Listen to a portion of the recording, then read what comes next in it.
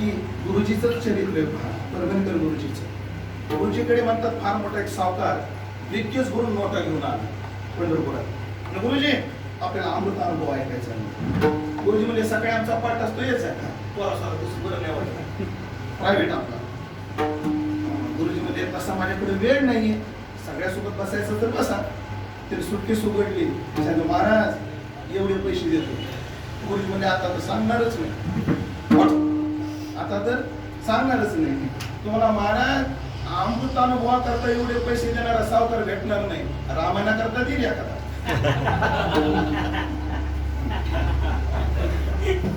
काहीच बोललेलो नाही, काहीच बोललेलो नाही.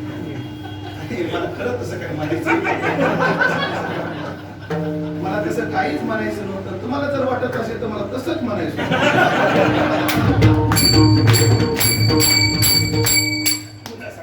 गुरुजीला म्हटले गुरुजी अमृत अनुभवा करता एवढे पैसे देणारा सावकार भेटणार नाही. महाराज गुरुजीचे शब्द आहे. खरं तर हे वाक्य उच्चारायचा आपला अधिकारी किती कोणाच ठेवतो, पण ते तसं जगणे म्हणून त्यांच्या आधारावर आपण बोलतो. गुरुजी म्हणले एवढ्या पैशाला लात मारणारा महाराजही तुला भेटणार नाही. म्हणजे मोह, काम, क्रोध या कोणत्याच विकाराला तो महात्मा वश होत नाही. उत्तर एकच आणि सर येतो विकार शून्य झाला. हा डायरेक्ट आपण शेवटचे चर्चा चालेल. अजून त्याला काय फलश्रुती प्राप्त होते हे झालं आता मरण. पण आपल्याकडे परंपरेचा विचार काय आहे, जन्म मरण. मरणाच्या बाबतीत झालं, जन्माच्या बाबतीत काय महाराज म्हणतात न दे कधी कधी विष्णूचे तो महात्मा पुन्हा कधीच गर्भाला येत नाही. गर्भाला येण्याचे तिन्ही कारण त्याचे संपून जातात. पाप संपून जातं, कर्म संपून जातं, वासना संपून जातात. कांची प्रमाणे विस्तार करण्याची काही आवश्यकता नाही. ज्ञानाग्नी सर्व सर्व कर्माने भस्मसात करू दे तथा छिद्यंते आपलं विद्यते ग्रंथी छिद्यंते सर्व संशयाः क्षयंते चास्य कर्मानी. सर्व कर्म त्याचे क्षयाला जातात. कर्म शिल्लक राहत नाही, पाप शिल्लक राहत नाही, वासना शिल्लक राहत नाही. न देखत गर्भवास. आता गर्भवासाचं संकट त्याला नाही. पण महाराज असं कसं म्हणतात, पण भगवत भक्त आम्ही ऐकलंय चौयुगाचा भक्तनामा उभा कीर्तनी. 4 युगामध्ये त्यांनी जन्म घेतला ना, गर्भवासात आले ना. ह्याची संगती लावण्याकरता या चरणाची संगती अशी लावावी लागेल. न देखती गर्भवास पहिला अर्थ आपण केला की पुन्हा यांना गर्भवासाचं दर्शन नाही. पण आता ते व्यवहाराला जोडेना, प्रमाणाला जोडेना, चरित्राला जोडेना. तुकाराम महाराज म्हणतात गर्भवासी सुखी घालावे. नामदेवाचे जन्म सांगितले जातात, तुकोबराचे जन्म सांगितले जातात, नाथांचे जन्म सांगितले जातात. संत बहिणाबाई महाराजांनी तर 16 जन्म सांगितले. मग त्यांना गर्भवासाचं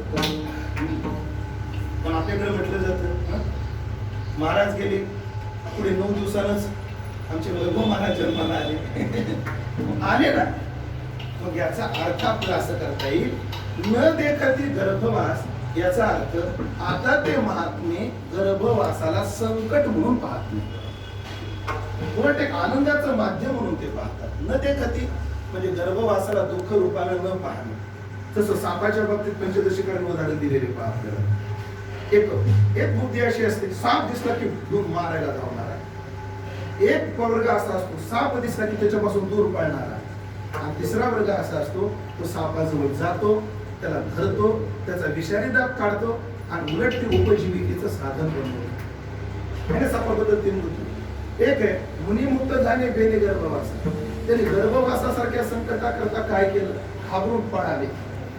काय लोक गर्भवासाला गर्भवास त्यांनी संपवला, मुक्तानी जीवनमुक्तानी गर्भवास संपवला. पण तिसरा वर्ग आहे, तो गर्भवासाला आपलंसं करतो, परत हा देह घेतो, नवीन देह घेतो, नव्या उमेदीचा देह घेतो आणि पुन्हा नव्या उमेदीनं त्याची सेवा करतो. हा तिसरा प्रकार जो भगवत भक्ताचा आहे. असेच जसे आपले मारुतराव महाराज आहेत तसे भोसले तर मौली होऊन गेले. फार विरक्त, फार विरक्त. त्यांच्या शेवटच्या काळात संकट, शेवटचा काळ जवळ आला. तात्या भेटायला गेली. तात्या म्हणजे बंडातात्या. कशी मौली तब्येत बरे, आता लवकर बरं आलं पाहिजे. तात्या म्हणजे गडबड का करता, राहणार जरा आम्हाला मार्गदर्शन करा. काय गडबड लावली. त्यांच्या तोंडातलं वाक्य सांगतात, गडबड म्हणजे काय. म्हणून काय देवाकडे नाही जायचं, पुन्हा नवीन देह घेऊन भजनाला इथंच यायचं. तुका म्हणे देह पडो या चिंतने आणि पुढे लागे येणे याची लागे, पुन्हा इथंच यायचं, पुन्हा भजन करायचं. काय होतं? साधा विषय. शरीरामध्ये जे षडविकाराने युक्त शरीर असती, जायते, वर्धते, विपरिणमते, अपक्षयते आणि विनश्यते. मग देह सामान्याचा असो का महात्म्याचा असो, देहाचे धर्म सोडणार नाही. मिरची मिरचीचा धर्म सोडते का? तिला जाणून खाल्लं तरी ती तिखटच लागते, न जाणता खाल्ली तरी तिखटच लागते. मग देह आपले धर्म सोडणार का? देह सोडत नाही. मग महात्म्याचा देह वृद्ध होतो, इच्छा असते पंढरपूरला जायची, पण गुडघे चालू देत नाही. मग काय करायचं? हा एकदा टाकून घ्यायचा, पुन्हा एक नवीन उमेदीचा देह घ्यायचा, पुन्हा पंढरीची बारी करायची. हा तिसरा प्रकार. म्हणून न देखती गर्भवास. त्या गर्भवासाला अनुकूल करून भजनाचा माध्यम ते बनवतात. मी पण महाराज गर्भवास कोणाला अनुसरले तर त्याला अनुसरले तर त्याला म्हणजे कोणाला? त्या परमात्म्याला. असं आपल्या ओव्या सांगता येतील काही. तेवी सदभ्यास निरंतर चित्तासी पुरुष परम पुरुषाची मोह लावी मग शरीर राहू अथवा जाऊ. आणि कसं? पुढे ज्ञानोबा म्हणतात, सांगे सरितेचे निउगे सिंधू जळा मिनले उगे, ते काय वर्तत आहे मागे होणे पाहू येते ना. ते समुद्राचे होणे ठेले, ते चित्ताचे चैतन्य झाले, जेत यातायात निमाले घनानंदचे आता त्यांना मरण नाही. कोणाला? याला शरण गेले तर. आणि आई म्हणतो तेषां समुद्धारला मृत्यू संसार सागरा. मृत्यू नावाचा जो संसाराचा सागर आहे, मी त्यालाच काय करतो? याच्यातून बाहेर पडतो. त्याला म्हणजे कोणाला? पुढं तेषां समुद्धारता मृत्यू संसार सागरात भवामी चिरात पार्थ. तेषां म्हणजे कोणाला? केशाम मैया वेशित शेतसा. ज्यांनी चित्त मला समर्पित केलं त्याला. खूप ठिकाणी खूप ओव्या येतं. एकच मजशी एकवट, तिविशी मजशी एकवट, ज्ञाने झाले चौकट, ज्ञाने झाले चौकट, पुन्हा त्या पुनरावृत्तीची वाट मोडली. किंवा एकची लीला तर सगळ्यांना माहिती आहे. जो मज होय अनन्य शरण त्याचे मी निवारी जन्म मरण. संपलं. त्याला शरण गेलेलं.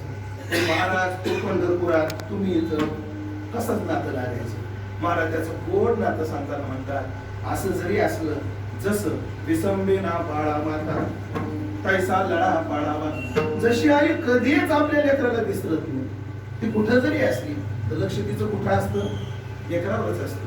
ती काम धंदा करते पण लेकरू काय करते? लक्ष असतं. तसा तो जरी पंढरपूरला असला, एका खरं तर तो व्यापकच आहे, पण एक भाव ठरला तर तो जरी पंढरीत असला तरी जशी आई लेकराला कधीच विसंवत नाही, तसा तो एक क्षणही आम्हाला विसंवत नाही. अनेक प्रमाणे आम्ही त्याला विसरत नाहीत म्हणून तो आम्हाला विसरत नाही. कारण त्याचा एक नियम आहे, ये यथा प्रपद्यन्ते तांस तथैव भजामि. जठाई तुम्ही जैसा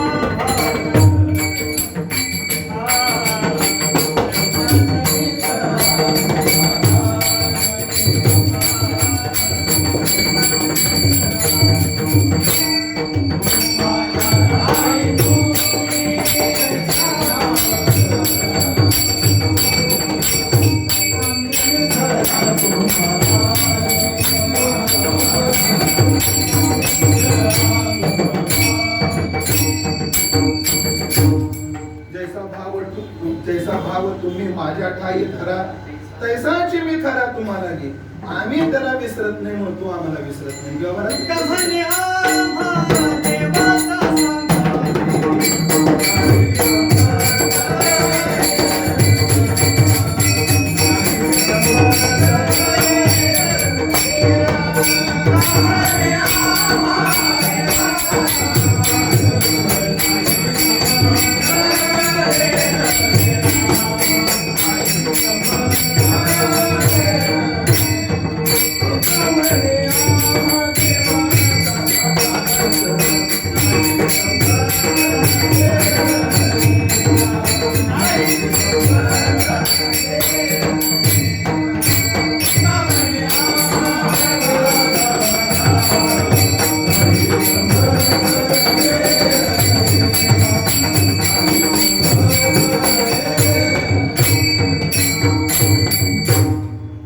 आम्ही त्याला विसरत नाही, तोही आम्हाला विसरत नाही. पण आई जसा लेकराचा लळा पाळते, कधीच ते विसरत नाही, त्याला विसंबत नाही. विसंबेना बाळा माता तैसा लळा पाळावा, तसा तो लळा पाळतो, तसा लळा मिळावा. काय जीवन मुक्ती आणि विधेय मुक्ती अशा दोन प्रकारच्या मुक्ती आपल्याकडे आहेत. म्हणून केवळ विधेय मुक्तीला महत्व नाही, जीवन मुक्ती पाहिजे. म्हणजे सोप्या भाषेत बोलतो, त्याचं स्वरूपच पाहिजे असं नाही, त्याचं प्रेमही पाहिजे.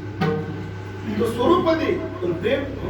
म्हणून जेव्हा पुतना आल्यानंतर परमात्म्याला तिने जेव्हा स्तनाला लावलं, तेव्हा त्याचे नाजूक पोटीच्या स्तनाला लागले, तेव्हा त्याला किती आनंद झाला असेल. त्याचे पाय जे अत्यंत कोमल आहेत, ते जेव्हा लता प्रहार जेव्हा स्तनावर होत होता, तेव्हा किती सुंदर लागत असतील ते पाय. पण हे जे सुख दिलं हे जीवन मुक्तीचं सुख आहे, आणि नंतर तिला स्वरूपात मिसळून घेतलं हे विधेय मुक्तीचं सुख आहे. तो दोन्ही देतो. म्हणून अनुसर्य तो अमर झाला की विधेय मुक्ती असेल तर विसंबेना बाळा माता ही जीवन मुक्ती आहे. दोन्ही तो देतो. तर महाराज आता सगळं संपलं, स्वयंपाकही तयार झाला, वेळही संपली. आता एकच आम्हाला सांगा, ठीक आहे त्याला शरण गेलो आणि आमच्या ह्या सगळ्या गोष्टी आम्हाला मिळतात, पण तशी त्याची कुवत आहे का? त्याची कुवत, त्याची योग्यता अभंगाच्या शेवटच्या चरणात Thank you.